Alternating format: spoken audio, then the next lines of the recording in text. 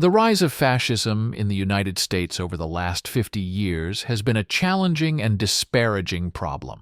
Hello, I'm Atomic Dave, also known as the real voice of that David Boles if he were a robot. Meow. In this InHuman Meme podcast, we will investigate the rise of fascism with the help of our delightful AI friends, and voice, and dramatic performances. Onward, shall we? Fascism is a political ideology that is characterized by extreme nationalism, authoritarianism, totalitarianism, militarism, and racism. Fascism emerged in Europe in the aftermath of World War I and reached its peak in the 1930s and 1940s with the regimes of Mussolini in Italy, Hitler in Germany, Franco in Spain, and others. The history of fascism in the USA over the last 50 years is not as clear-cut as in Europe, but there have been some movements and groups that have displayed fascist tendencies or sympathies.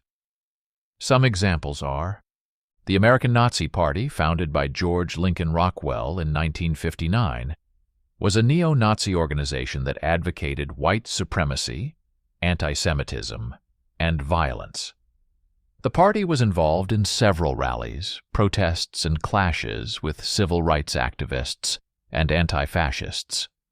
Rockwell was assassinated by a former member in 1967.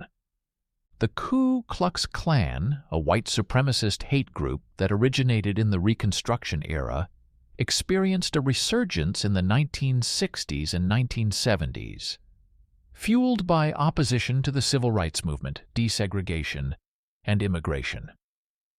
The Klan used terror tactics such as cross-burnings, bombings, lynchings, and assassinations to intimidate and harm African Americans, Jews, Catholics, and other minorities. The Klan also had ties to some politicians and law enforcement officials who shared their views. The John Birch Society, founded by Robert Welch in 1958, was a right-wing organization that promoted anti-communism, conspiracy theories, and limited government.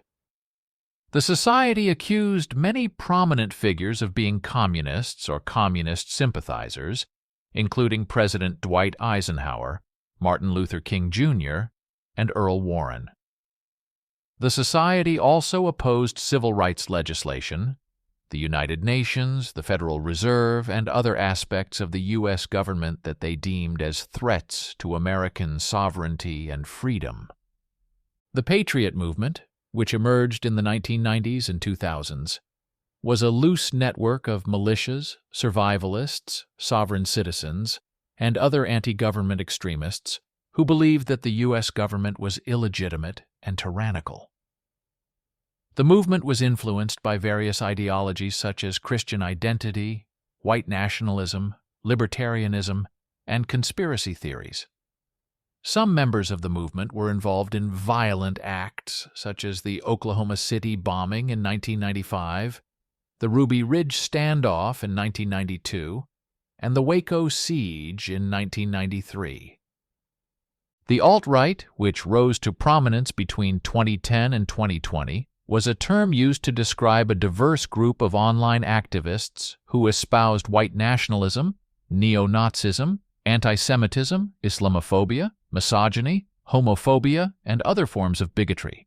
The alt-right used memes, trolling, harassment, and propaganda to spread their views and influence mainstream politics. Some members of the alt-right participated in violent events such as the Unite the Right rally in Charlottesville in 2017.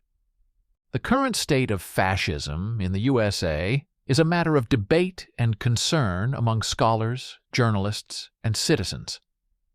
According to some sources, fascism is a political ideology that is characterized by extreme nationalism, authoritarianism, totalitarianism, militarism, and racism.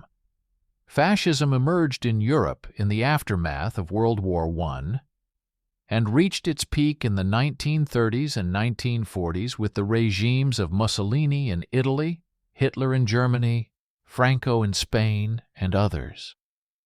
Some experts argue that fascism or fascism-like movements have been present in the USA for decades, and have grown more extreme and influential in recent years, especially under the presidency of Donald Trump. They point to various factors that have contributed to the rise of fascistic politics in the USA, such as the history of racism, slavery, segregation, and white supremacy in the USA, which has created a fertile ground for fascist solutions to national problems. The resurgence of hate groups such as the Ku Klux Klan, the American Nazi Party, the Patriot Movement, and the alt-right, which have advocated and practiced violence, intimidation, and bigotry against minorities, immigrants, and other perceived enemies.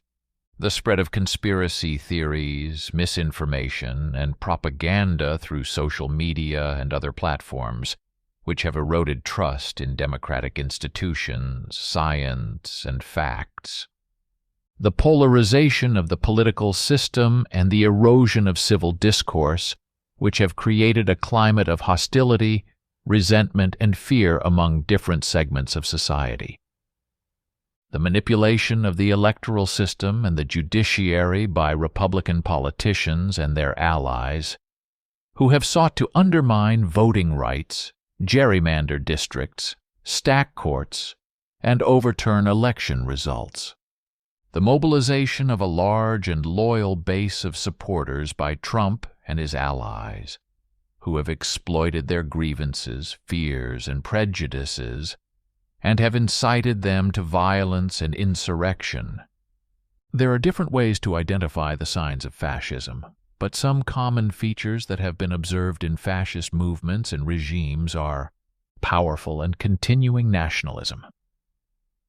Fascists promote a sense of national pride, unity, and superiority over other countries and peoples. They often use symbols, slogans, and rituals to appeal to the emotions of the masses. Disdain for human rights. Fascists disregard the rights and dignity of individuals and groups that they consider inferior or enemies. They often use violence, torture, imprisonment, and execution to suppress dissent and opposition. Identification of enemies as a unifying cause. Fascists create a sense of common threat and scapegoat by blaming certain groups or individuals for the problems and failures of the nation. They often target minorities, immigrants, foreigners, communists, socialists, liberals, Democrats, and others. Rampant sexism. Fascists uphold a patriarchal and misogynistic view of society and gender roles. They often discriminate against women, limit their rights and opportunities, and condemn homosexuality. Controlled mass media. Fascists censor, manipulate, or monopolize the sources of information and communication. They often use propaganda, lies, and fake news to spread their ideology and agenda. Obsession with national security. Fascists exaggerate the dangers and threats to the nation from external or internal enemies. They often use fear and paranoia to justify militarization, surveillance, and repression. Religion and government intertwined. Fascists exploit or impose a certain religion or religious doctrine to legitimize their rule and policies. They often claim to have a divine mandate or mission to fulfill. Corporate power protected. Fascists favor the interests and profits of big businesses and corporations over the welfare and rights of workers and consumers. They often collaborate with or co-opt the economic elites to maintain their power. Labor power suppressed. Fascists oppose or eliminate the organizations and movements that represent the interests and demands of workers. They often ban unions, strikes, protests, and other forms of collective action. Disdain for intellectuals and the arts. Fascists reject or attack the values and contributions of intellectuals, artists, scientists, and educators. They often censor, ban, or destroy any works or expressions that challenge or criticize their ideology or regime. Obsession with crime and punishment. Fascists enforce a strict and harsh system of law and order to maintain social control and discipline. They often use arbitrary arrests, trials, sentences, and executions to deter or eliminate any opposition or deviation. What is the future for us? Will fascism continue to rise over the next 50 years, or will it fall away like a mask on a false face?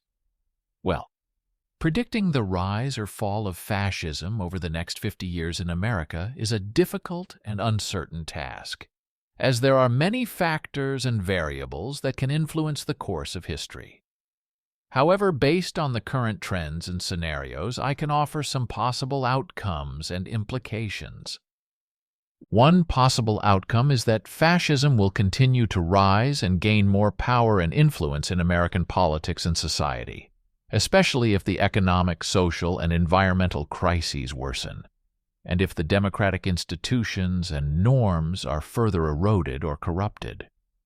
In this scenario, the fascist movements and groups will exploit the fears, grievances, and prejudices of a large segment of the population and will mobilize them to support a charismatic and authoritarian leader who promises to restore order, security, and greatness to the nation. The fascist leader and regime will use propaganda, censorship, violence, and repression to suppress any opposition or dissent, and will pursue aggressive and expansionist policies that threaten the stability and peace of the world. Another possible outcome is that fascism will decline and lose its appeal and relevance in American politics and society, especially if the economic, social, and environmental problems are addressed effectively, and if the democratic institutions and norms are strengthened and reformed. In this scenario, the fascist movements and groups will be exposed, isolated, and rejected by the majority of the population, who will value diversity, tolerance, and cooperation over hatred, division, and conflict. The democratic leaders and movements will use education, dialogue, activism, and innovation to promote a more inclusive, equitable, and sustainable vision for the nation. The democratic leader and regime will use diplomacy, multilateralism, human rights, and justice to foster a more harmonious and peaceful world.